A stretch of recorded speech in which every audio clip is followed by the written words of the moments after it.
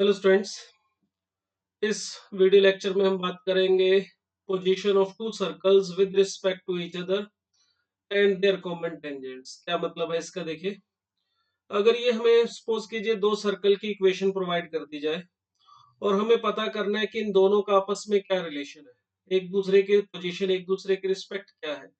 Position एक दूसरे के रिस्पेक्ट का क्या मतलब है? जैसे हमने एक सर्कल और एक पॉइंट की पोजीशन की बात की थी, तो सर्कल और पॉइंट की पोजीशन का मतलब ये होता है कि हमें पता करना है या बताना है कि जो पॉइंट हमारे पास है वो सर्कल के अंदर है, बाहर है, या उसकी सरकमफ्रेंस पे है। तो ये position of circle and line point थी। इसी तरह से position of circle and line के बारे में भी बात की थी। अगर हमें एक लाइन दे दी जाए और एक सर्कल दिया जाए, इस केस में भी तीन पॉसिबिलिटीज थी।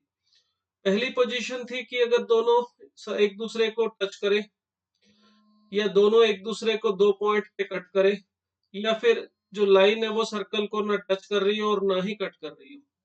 तो ये तीन स्थितियां यहाँ पे बनती थी।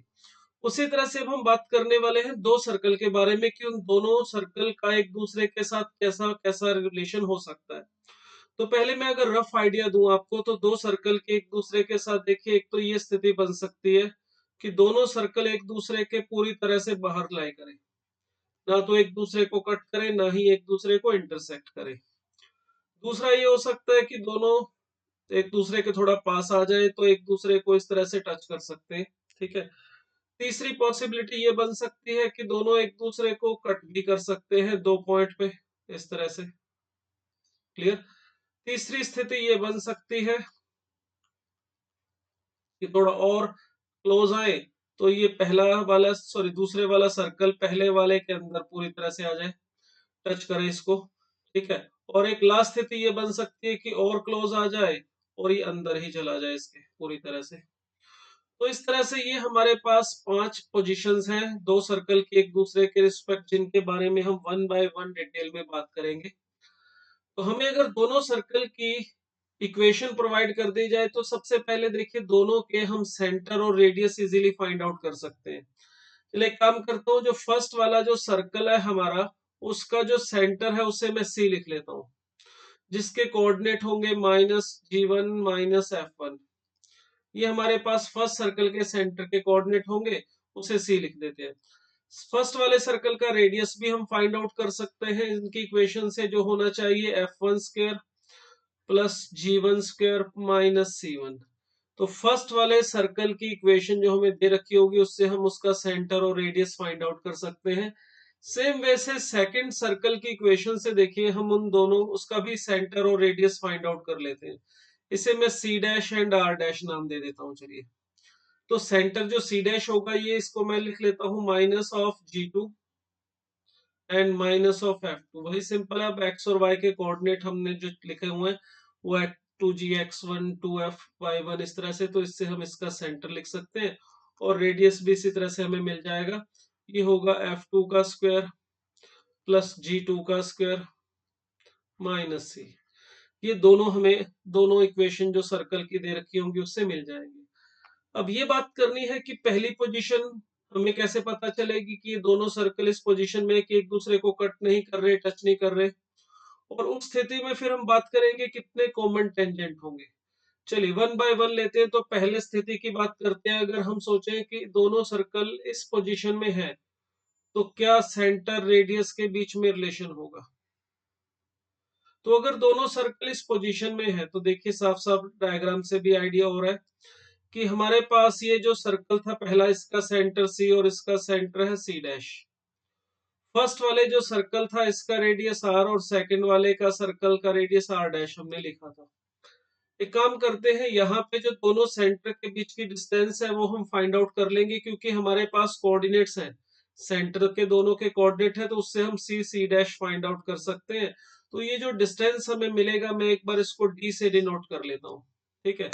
तो सबसे पहली बात, अगर हम इसमें कंडीशन के बारे में बात करें कि हमें कैसे पता चलेगा कि दोनों सर्कल इस कंडीशन में है, तो साफ दिखाई दे रहा है कि अगर सेंटर के बीच का डिस्टेंस जो है वो r1 r plus r dash दोनों रेडियस के सम से सेंटर का जो डिस्टेंस है, जिसको मैंने d लिखा है, अगर d हमारा greater than r plus r dash हो, तो दोनों सर्कल एक दूसरे के कंप्लीटली बाहर लाई करेंगे। और वो दोनों एक दूसरे को ना टच करेंगे ना इंटरसेक्ट करेंगे, तो ये तो कंडीशन है इस स्थिति के आने के लिए। इंटू से हमें सर्कल के सेंटर्स के उसका डिस्टेंस ढूंढना है और रेडियस के सम के साथ कंपेयर करना है। अगर ये डिस्टेंस सेंटर के बीच में जो है वो रेडियस के सम से ज्यादा है तो ये पोजीशन बनेगी। अभी अगर पोजीशन बनेगी तो दूसरी बात आती है भाई इसमें कितने डायरेक्ट कॉमन टेंजेंट बनेंगे, कितने ट्रांसवर्सल कॉमन टेंजेंट है, कॉमन टेंजेंट कितने होंगे। ये डायरेक्ट और ट्रांसवर्सल कॉमन टेंजेंट क्या होते हैं, देखिए अगर दोनों जो हमारे पास टेंजेंट है, अगर कोई टेंजेंट सर्कल को इस तरह से लाई करता है कि उस सर्कल दोनों सर्कल के सेंटर इस टेंजेंट की सेम साइड में लाई करते हैं। देखिए ये C1 और C डैश दोनों इस टेंजेंट की सेम साइड में लाई करते हैं, तो इस टेंजेंट को नाम दिया जाता है direct common tangent. Direct common tangent. और अब इस स्थिति में देखिए ऐसे दो डायरेक्ट कॉमन टेंजेंट पॉसिबल हैं। अगर दोनों सर्कल एक दूसरे के बिल्कुल बाहर है और ना तो टच कर रहे हैं ना इंटरसेक्ट कर रहे हैं, इस केस में ये हमारे दो डायरेक्ट कॉमन टेंजेंट पॉसिबल हैं। डायरेक्ट कॉमन टेंजेंट को मैं DCT से लिखूंगा। DCT का मतलब होगा डायरेक्ट कॉमन टेंजेंट। तो इसमें कितने डायरेक्ट कॉमन टेंजेंट बन रहे हैं, 2। इसी तरह से ये जो इसी दो इसके बनेंगे ट्रांसवर्सल कॉमन टेंजेंट। अब ये ट्रांसवर्सल कॉमन टेंजेंट क्या है, ट्रांसवर्सल कॉमन टेंजेंट का मतलब होता है ऐसा कॉमन टेंजेंट जिसमें जो सेंटर्स की पोजीशन है वो दोनों सर्कल के सेंटर की पोजीशन उस टेंजेंट के अपोजिट हो। मतलब एक सेंटर देखेंगे तो आप इस लाइन के ट्रांसवर्सल कॉमन टेंजेंट जो मैंने ग्रीन वाला ड्रॉ किया उसके ऊपर लाई कर रहा है और दूसरा उसके नीचे लाई कर रहा है। सेंटर उस लाइन के टेंजेंट के अपोजिट साइड में है तो उसे हम कहते हैं ट्रांसवर्सल कॉमन टेंजेंट। तो ट्रांसवर्सल कॉमन टेंजेंट को हम TCT से लिखेंगे।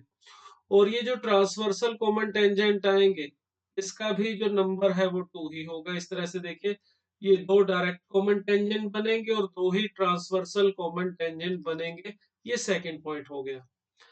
तीसरा और बहुत इंपॉर्टेंट पॉइंट याद रखिएगा, ये हमारे पास सेंटर्स को मिलाने वाली लाइन है। यहाँ पर देखिए ये जो पॉइंट है इसे मैं P नाम दे देता हूं और इस पॉइंट को नाम चलिए मैं Q दे देता हूं।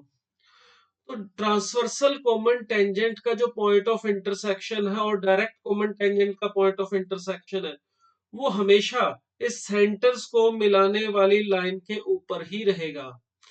तो तीसरा पॉइंट ये है कि P एंड Q किसको नाम दिया है हमने, point of intersection of direct common tangent P है और ट्रांसवर्सल कॉमन टेंजेंट का पॉइंट ऑफ इंटरसेक्शन P है, सॉरी Q है। ऑलवेज लाइज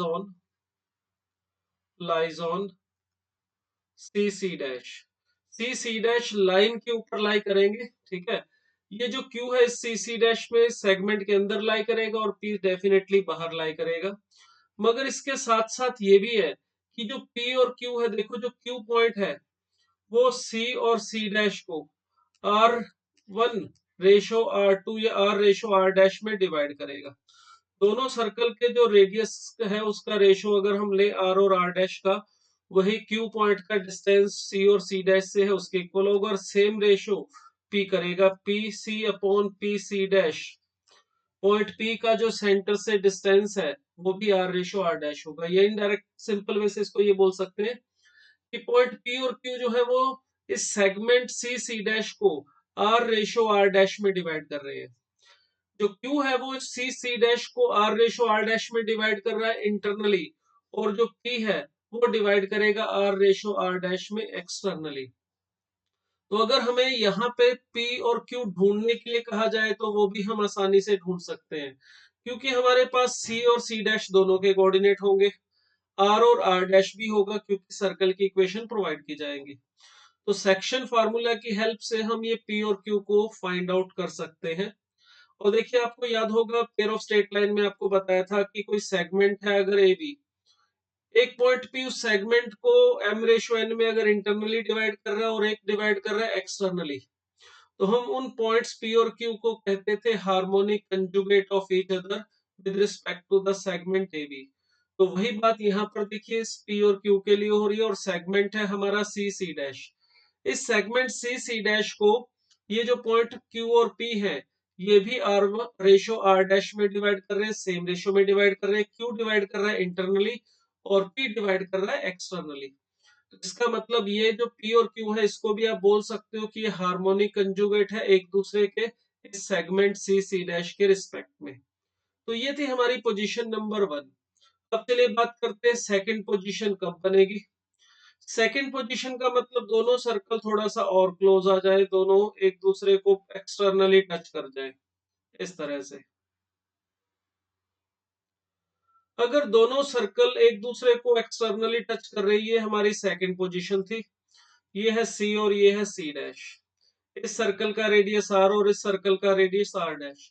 तो कंडीशन देखिए इसमें साफ साफ दिखाई दे रही है कि दोनों को इस तरह से इस पोजीशन पे आने के लिए, टच करने के लिए, दोनों के सेंटर के बीच का जो डिस्टेंस है जिसे हमने डी लिखा था वो किसके इक्वल होना चाहिए, आर प्लस आर डैश के। अगर दोनों सेंटर्स के बीच का जो डिस्टेंस है वो रेडियस के सम के इक्वल होगा तो उस पोजीशन में ये दोनों सर्कल एक दूसरे को एक्सटर्नली टच करेंगे।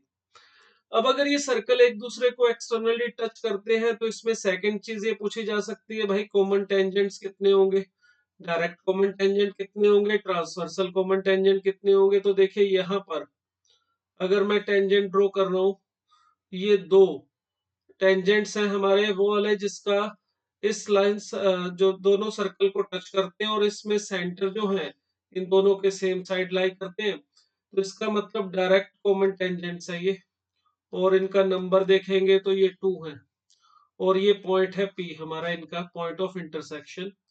अब ये जो हमारा पॉइंट पी है वही सेम कहानी यहाँ पर भी, ये जो पॉइंट पी है वो इस line segment C C dash के ऊपर ही आएगा। और ये जो पॉइंट है क्यू, दोनों सर्कल का पॉइंट ऑफ कांटेक्ट, यहाँ पर देखिए एक कॉमन टेंजेंट और बन सकता है।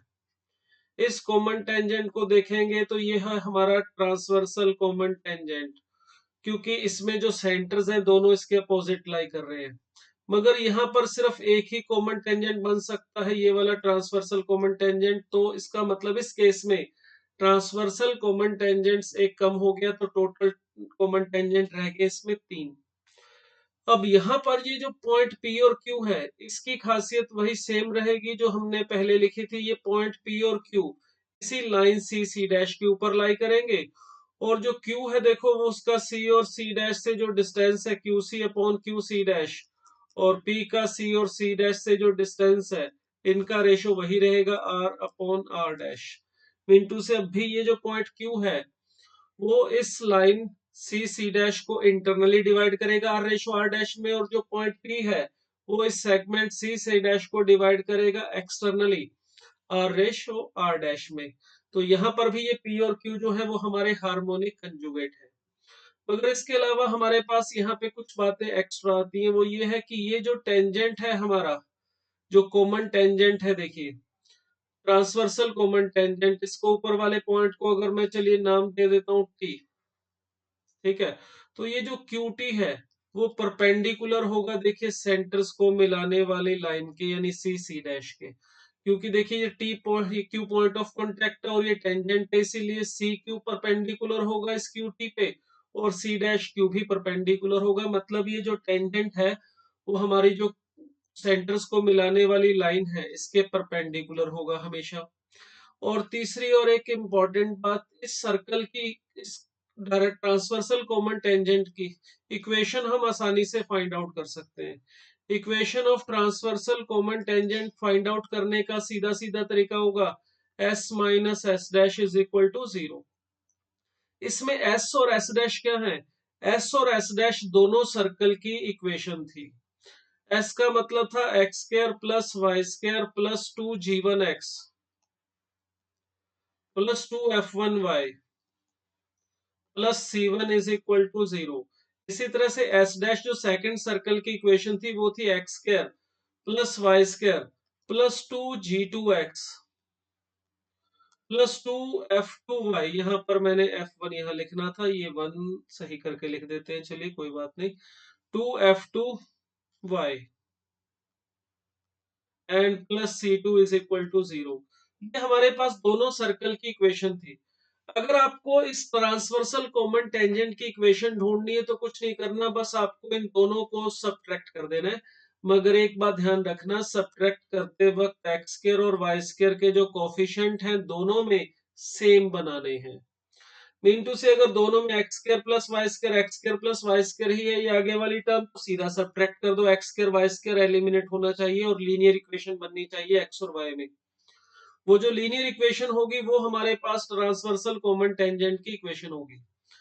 अगर यहाँ पर ये दोनों में एक्स स्क्वायर और वाई स्क्वायर के कोफिशिएंट पहले वाले में 1 है और दूसरे वाले में मान लीजिए दिया हुआ है 2x square plus 2y square, इस तरह से इक्वेशन है, तो भी आप सीधा सबट्रैक्ट नहीं करेंगे। आप या तो फर्स्ट वाली इक्वेशन को 2 से मल्टीप्लाई करके 2x square plus 2y square बना लो और नीचे वाले में 2x square plus 2y square है ही सबट्रैक्ट कर दो, या पहले वाले में x square plus y square है, दूसरे वाले में 2x square plus 2y square है, तो सेकंड वाले को पहले 2 से डिवाइड करके फिर सबट्रैक्ट करना है। ये ध्यान रखना कि सबट्रैक्ट करते वक्त एक्स स्क्वायर और वाई स्क्वायर दोनों टर्म कैंसिल आउट होनी जरूरी है, क्योंकि ये लाइन की इक्वेशन आनी जरूरी है और वो एल, ये जो हमारे पास इक्वेशन आएगी ट्रांसवर्सल कॉमन टेंजेंट की, ये लीनियर ही होगी, क्योंकि लाइन है तो इक्वेशन लीनियर होगी। तो एक्स स्क्वायर और वाई स्क्वायर वाली टर्म एलिमिनेट होगी तभी लीनियर बनेगी। अगर पहले में x square plus y square है, दूसरे में 2x square plus 2y square, आपने सीधा सबट्रैक्ट कर दिया तो वहां पर एक्स स्क्वायर और वाई स्क्वायर रिमेनिंग रहेंगे, तो उसको आप इस लाइन की टी की इक्वेशन नहीं बोल सकते। तो अगर आपको डायरेक्ट ट्रांसवर्सल कॉमन टेंजेंट की इक्वेशन निकालनी है तो दोनों को सीधा सबट्रैक्ट नहीं करना, एक्स स्क्वायर और वाई स्क्वायर के कोफिशिएंट सेम बनाने के बाद सबट्रैक्ट करना है ताकि ये लीनियर इक्वेशन बने। तो ये हमारी पोजीशन नंबर 2। तो इस केस में आपको कंडीशन बताई, कितने कॉमन टेंजेंट है 3, और ये पॉइंट पी और क्यू इस रेशियो वाली कंडीशन को सेटिस्फाई करेंगे। ये ट्रांसवर्सल कॉमन टेंजेंट परपेंडिकुलर होगा सेंटर्स को मिलाने वाली लाइन के, और इसकी इक्वेशन फाइंड आउट करने का तरीका ये बताया आपको। चलिए नेक्स्ट पोजीशन की बात करते हैं, थोड़ा सा और क्लोज लाते हैं दोनों सर्कल को। तो ये हमारे पास फर्स्ट सर्कल है अगर, और ये है हमारा सेकंड सर्कल, तो ये दोनों इस पोजीशन में भी आ सकते हैं कि दोनों सर्कल एक दूसरे को दो पॉइंट ए और बी पे इंटरसेक्ट कर जाए, तो ये स्थिति भी बन सकती है। अब सोचना ये है कि यार ये स्थिति कब बनेगी, तो ये स्थिति बनने के लिए एक बात तो साफ साफ दिखाई दे रही है कि सेंटर्स के बीच का जो डिस्टेंस है सी डैश, सी और सी डैश, जिसको हमने डी नाम दिया था, ये R1 प्लस R2 से या R प्लस R डैश दोनों के रेडियस के सम से थोड़ा सा कम हो जाना चाहिए। मगर मैंने बोला थोड़ा सा कम, थोड़ा सा कम का क्या मतलब है कि इतना भी कम नहीं होना चाहिए कि ये सर्कल पूरा उसके अंदर ही घुस जाए। तो इसका मतलब यहाँ पे देखिए, जब हम सेकंड वाली पोजीशन की बात करूंगा, मैं अभी इसका डायग्राम पहले ही बना देता हूँ क्योंकि उसके लिए यहाँ पे थोड़ा सा आपको क्लियर हो जाएगी पिक्चर। अगर मान लो ये हमारा पहला सर्कल है और वो दूसरे वाला सर्कल में धीरे धीरे इसके पास लेके आ रहा था, अगर वो इस तरह से पास आ जाए कि वो इसके अंदर चला जाए, इस केस में देखिए अगर ये हमारा सेंटर सी और इसका सेंटर है सी डैश, अगर इस बड़े वाले सर्कल का रेडियस है आर, यहां से लेके यहां तक ये सर्कल का रेडियस है आर, और ये छोटे वाले सर्कल का रेडियस है आर डैश, तो इस केस में देखेंगे तो सेंटर्स के बीच का जो डिस्टेंस है सी सी डैश, वो हमारा r माइनस आर डैश के इक्वल आ जाएगा। यानी वो कम हो रहा है, मगर इतना कम हो गया सेंटर्स बहुत ज्यादा क्लोज आ जाए तो ये जो छोटे वाला सर्कल है वो इसके अंदर भी घुस सकता है। अगर ये सर्कल इसके अंदर ना घुसे, इस बात को ध्यान में रखना है, इसको दो पॉइंट पे कट करे तो इसमें कंडीशन ये ध्यान रखनी पड़ेगी कि r माइनस आर डैश से बड़ा होना चाहिए। मगर मैंने यहाँ पर r और r डैश का डायग्राम अपने हिसाब से सर्कल को पहले वाले को बड़ा बनाया, दूसरे वाले को छोटा बनाया, तो कोई जरूरी नहीं है कि r बड़ा हो और r डैश छोटा हो, रिवर्स भी हो सकता है, r डैश बड़ा हो और r छोटा हो। तो इस पोजीशन के लिए मैंने इस जो दोनों बातों को कंसीडर करने के लिए कि किसका रेडियस बड़ा है किसका छोटा है, ये अगर हम दोनों बातों को इंक्लूड करना चाहते हैं तो मोड लगा देते हैं, यानी सी सी डैश दोनों के रेडियस के डिफरेंस से बड़ा होना चाहिए। आर माइनस आर डैश हो या आर डैश माइनस आर, दोनों से ही बड़ा होना चाहिए, और आर प्लस आर डैश से छोटा होना चाहिए, तभी ये पोजीशन बनेगी। तो इस पोजीशन को बनने के लिए दोनों सर्कल के दो पॉइंट ऑफ इंटरसेक्शन आने के लिए सेंटर के बीच में distance R plus R dash से तो कम, r minus r dash mod से होना चाहिए ज्यादा। अब इस पोजीशन में देखेंगे तो कॉमन टेंजेंट कितने बन रहे हैं, देखिए एक तो ये हमारा कॉमन टेंजेंट यहाँ पे बन रहा है, और इसी तरह से एक हमारा कॉमन टेंजेंट यहाँ पे बन रहा है, और ये जो दोनों बन रहे हैं ये बन रहे हैं हमारे transversal sorry direct common tangent, और इनका जो पॉइंट ऑफ इंटरसेक्शन है P वो उसी तरह से। तो इस केस में दूसरी बार transversal sorry direct common tangent ये दो बने हैं, मगर अब देखिए इस पोजीशन में कोई भी ट्रांसवर्सल कॉमन टेंजेंट नहीं बन पाएगा, ऐसी कोई लाइन ड्रॉ करनी पॉसिबल नहीं है जो दोनों सर्कल को टच करे और जिसके सेंटर जो है वो अपोजिट साइड में लाई करे। तो इस केस में डायरेक्ट कॉमन टेंजेंट पॉसिबल है दो, ठीक है। और ये जो पॉइंट P आएगा इसके लिए वही कहानी, P का C और C डैश से जो डिस्टेंस होगा वो वही r अपॉन r डैश रहेगा। ये बात यहाँ पर भी एप्लीकेबल है, सभी केसेस में एप्लीकेबल है। नेक्स्ट थिंग, यहाँ पे ट्रांसवर्सल कॉमन टेंजेंट की बात करें तो कोई ट्रांसवर्सल कॉमन टेंजेंट इस केस में नहीं बन रहा, तो number of transversal common tangent हम कह देंगे 0। बट अगर मैं पॉइंट A और B को ज्वाइन करूं ऐसे, तो ये जो लाइन बनती है इस लाइन को कहते हैं हम कॉमन कोड। ये देखिए ये दोनों सर्कल की कॉमन कोड है, और इस कॉमन कोड के लिए भी ध्यान से देखेंगे, ये जो कोड होगी ए बी ये सी सी डैश के परपेंडिकुलर होगी। तो थर्ड थिंग है इस केस में, जो कॉमन कोड है ए बी ये परपेंडिकुलर होगी सी सी डैश के। और अगर हमें इसकी इक्वेशन लिखनी है, इक्वेशन ऑफ कॉमन कोड,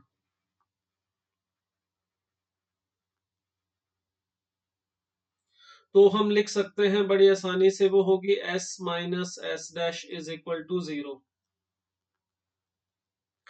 ये जो s minus S dash is equal to 0 था, अभी ये लास्ट जो केस हमने देखा जब दोनों सर्कल एक दूसरे को टच कर रहे थे, तो s minus S dash is equal to 0 इस पॉइंट ऑफ कॉन्टेक्ट पे जो ट्रांसवर्सल कॉमन टेंजेंट बना था उसकी इक्वेशन थी।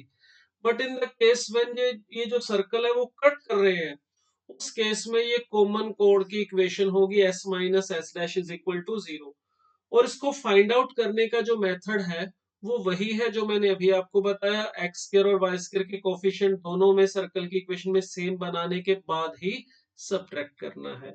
और ये वाली पॉइंट मैंने सीधा इसी के साथ लिख दिया कि ये पॉइंट P इस सी सी डैश के लाइन के ऊपर ही लाई करेगा और इसको एक्सटर्नली डिवाइड करेगा R रेशो R डैश में। तो ये थी हमारी पोजीशन नंबर 3। चलिए नेक्स्ट पोजीशन के बारे में बात करूं, पोजीशन नंबर 4 ये रही। इस पोजीशन में देखिए दोनों सर्कल एक दूसरे के और क्लोज आ गए, इतना क्लोज आए कि ये जो छोटे वाला सर्कल है वो बड़े वाले सर्कल के अंदर चला गया। अब यहाँ पर भी अगर हम कंडीशन की बात करें तो कंडीशन आएगी सी डैश यानी सेंटर्स के बीच में जो डिस्टेंस है वो देखिए रेडियस के डिफरेंस के इक्वल आ रहा है। तो यहाँ मैंने r माइनस आर डैश लिखा है क्योंकि इसमें डायग्राम जो मैंने बनाया है उसमें बड़ा जो सर्कल है उसका रेडियस r है, छोटा सर्कल उसका रेडियस r डैश लिखा है। मगर रिवर्स भी हो सकता था, r डैश बड़े वाला सर्कल का रेडियस और r छोटे वाले का हो सकता था, तो इसके लिए मैं यहाँ पे मोड और लगा रहा हूँ। तो दोनों सर्कल को एक दूसरे को टच करने के लिए कंडीशन है कि उनके सेंटर्स के बीच का जो डिस्टेंस है वो उसके रेडियस के डिफरेंस के इक्वल हो जाए। अगर ये पोजीशन होती है तो दोनों सर्कल एक दूसरे को टच करेंगे, और टच करने वाला ये जो पॉइंट P होगा, अब देखिए यहाँ पर एक ही टेंजेंट खींचा जा सकता है और ट्रांसवर्सल कॉमन टेंजेंट इसमें कोई नहीं बन रहा, डायरेक्ट कॉमन टेंजेंट है ये कैसे पता चला है डायरेक्ट है ट्रांसवर्सल, सेंटर्स के जो कोऑर्डिनेट है दोनों सर्कल के वो इस टेंजेंट की सेम साइड में लाई कर रहे हैं। तो ये है हमारे पास डायरेक्ट कॉमन टेंजेंट।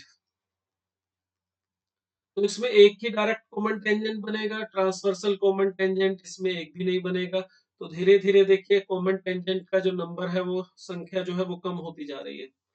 अब इस केस में ये जो कॉमन टेंजेंट है हमारा पॉइंट P पे जो टच कर रहा है कॉमन पॉइंट पे, इसकी इक्वेशन लिखने का भी यही फार्मूला है हमारा s minus S dash is equal to 0। अगर दोनों सर्कल एक दूसरे को टच करते हैं, इंटरनली टच करें चाहे एक्सटर्नली टच करें, उनका जो पॉइंट ऑफ कांटेक्ट है उस पॉइंट ऑफ कांटेक्ट पे टेंजेंट की जो इक्वेशन है उसका फार्मूला ध्यान रखिएगा, s minus S dash is equal to 0 ही होता है। अगर सर्कल एक दूसरे को कट करते हैं तो s minus S dash is equal to 0 हमारे कॉमन कोड की इक्वेशन होती है। तो यहाँ पर ये पॉइंट ऑफ कांटेक्ट पे टेंजेंट की इक्वेशन आ गई, और यहाँ पर भी आप देखेंगे कि P C upon P C dash जो है वो आर अपॉन आर डैश ही है। इस पॉइंट पी का जो डिस्टेंस है सी और सी डैश से, वो आर रेशो आर डैश ही रहेगा।